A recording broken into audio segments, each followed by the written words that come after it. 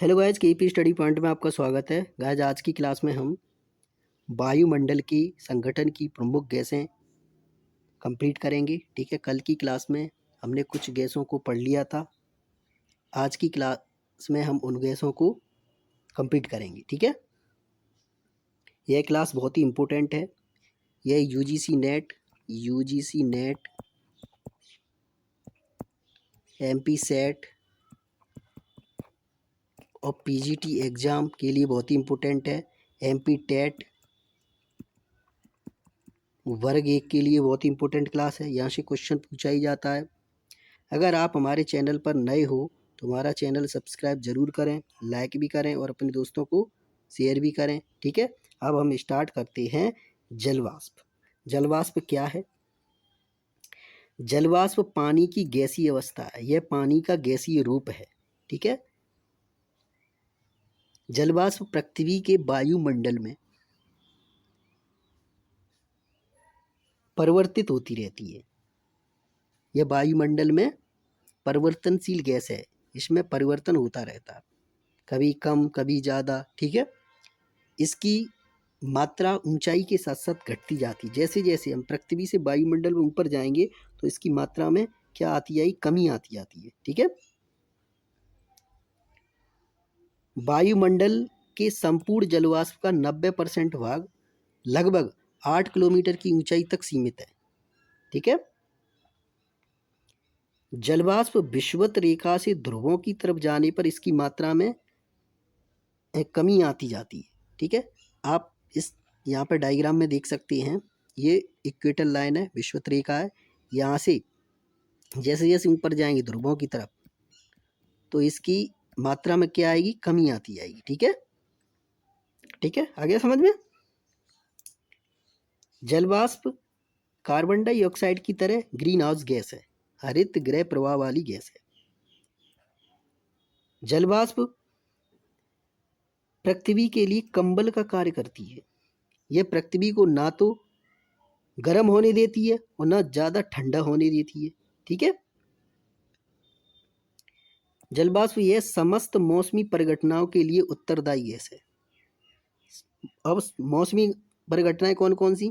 जैसे ओस है, कोहरा है, बादल है आदि बनते हैं। और वृष्टि भी होती है, वर्षा भी होती है जलवाष्प के कारण। ठीक है, जलवाष्प इसके कारण इंद्रधनुष, प्रभामंडल जैसी मनोरम आकाशीय दृश्य बनते हैं।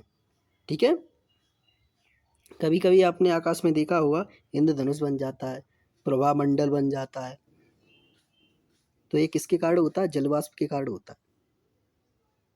वायुमंडल में जलवाष्प का संतुलन जल चक्र के माध्यम से होता है। किसके माध्यम से? वाटर सर्किल के माध्यम से। ठीक है, वाटर सर्किल को हम इन्वायरमेंटल ज्योग्राफी में पढ़ेंगे डिटेल से। ठीक है, बहुत ही इंपॉर्टेंट है। अब नेक्स्ट गैस है गाइस, ओजोन गैस। बहुत ही इंपॉर्टेंट है, यहाँ से क्वेश्चन बनता है UGC net, MP set, PGT exam में। ठीक है, ओजोन गैस। ओजोन क्या है? ओजोन गैस ऑक्सीजन के 3 परमाणुओं से मिलकर बनी है।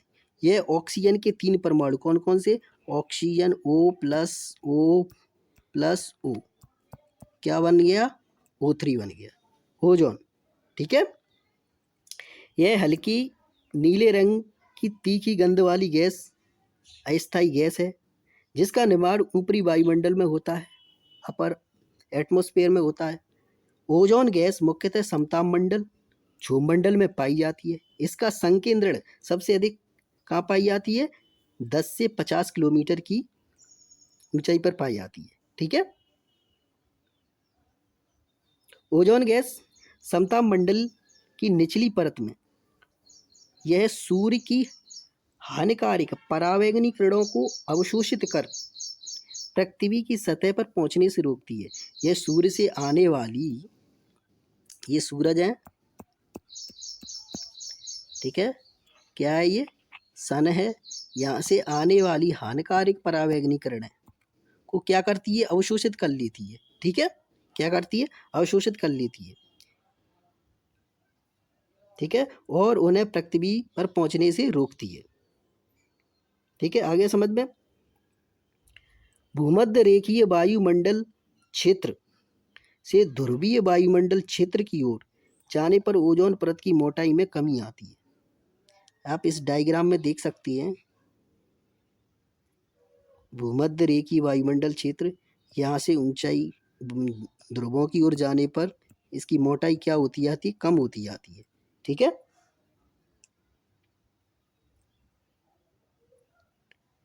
जेट वायुयानों से निकलने वाली नाइट्रस ऑक्साइड तथा एयर कंडीशनर, ठीक है, एसी, फ्रीज, रेफ्रिजरेटर जैसे घरेलू कार्यों में उपयोग होने वाले उपकरणों से निकलने वाली क्लोरोफ्लोरोकार्बन गैस की वर्तमान समय में इससे क्या हो रहा है, ओजोन परत का क्षरण हो रहा है। ठीक है, इस क्षरण से चरम कैंसर, आनुवांशिक विकार आदि का खतरा बढ़ रहा है। ठीक है, अब ओजोन छिद्र की खोज 1984 में, बहुत इंपॉर्टेंट है ये लाइन, पूछा जाता है। ओजोन छिद्र की खोज 1984 में जोसेफ फोरमैन और जे संकलिन द्वारा अंटार्कटिका महाद्वीप के ऊपर की गई। बहुत इंपॉर्टेंट है, पूछ लेते हैं एग्जाम में। ठीक है, अब नेक्स्ट पॉइंट है, 16 सितंबर को विश्व ओजोन दिवस के रूप में मनाया जाता है। इंपॉर्टेंट है, ये पूछा जाता है, नोट कर लो। अब नेक्स्ट गैस है गाइस, अगर आप हमारे चैनल पर नए हो सब्सक्राइब जरूर करें। अगर आपको ये क्लास अच्छी लग रही हो तो सब्सक्राइब जरूर करें और अपने दोस्तों को भी शेयर करें। ठीक है, अब नेक्स्ट गैस है एरोसोल। अब एरोसोल क्या होता है, बहुत इंपॉर्टेंट है। वायुमंडल में निलंबित कणकीय पदार्थ, तरल बूंदों के सम्मिलित रूप को क्या कहते हैं, एरोसोल कहते हैं। वायुमंडल में तरल पदार्थ को क्या कहते हैं, एरोसोल कहते हैं। ठीक है, इसके अंतर्गत क्या क्या आता है, जैसे धूलकण, राख, कालिक, परागकण, नमक, जैविक पदार्थ इत्यादि आती है। ठीक है, ये क्या है, एरोसोल है। यह एक परिवर्तनशील प्रकृति का तत्व है। यह वायुमंडल में परिवर्तित होता रहता है, घटता बढ़ता रहता है। ठीक है, इसकी मात्रा विभिन्न कारणों से घटती बढ़ती रहती है। ठीक है, इसकी मात्रा वायुमंडल में नीचे से ऊपर की जाने पर घटती है।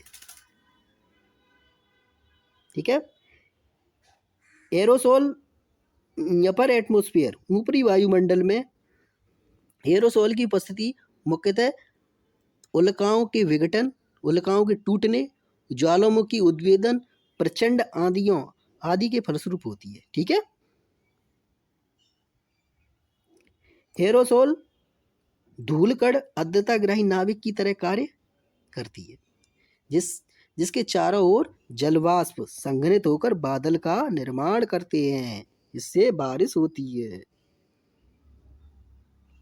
एरोसोल जब वायुमंडल में उपस्थित एरोसोल का संपर्क सल्फर डाइऑक्साइड SO2 जैसी गैसों से हो जाता है तो धूम कोरे बनती है। ठीक है, जब एरोसोल का संपर्क किससे हो जाता है, SO2 से हो जाता है तो क्या बनता है, धूम कोरे का निर्माण होता है। ठीक है, तो गाइज आज हमने 3 गैसों को कंप्लीट कर लिया। ठीक है, आज हमने वायुमंडल के संगठन की गैसें पूरी तरह कंप्लीट कर ली। ठीक है, अगर आपको ये क्लास अच्छी लगी हो तो हमारा चैनल सब्सक्राइब ज़रूर करें। कल की क्लास में हम वायुमंडल की संरचना लेकर आएंगे। ठीक है, बहुत ही इम्पोर्टेंट क्लास है कल की। ठीक है,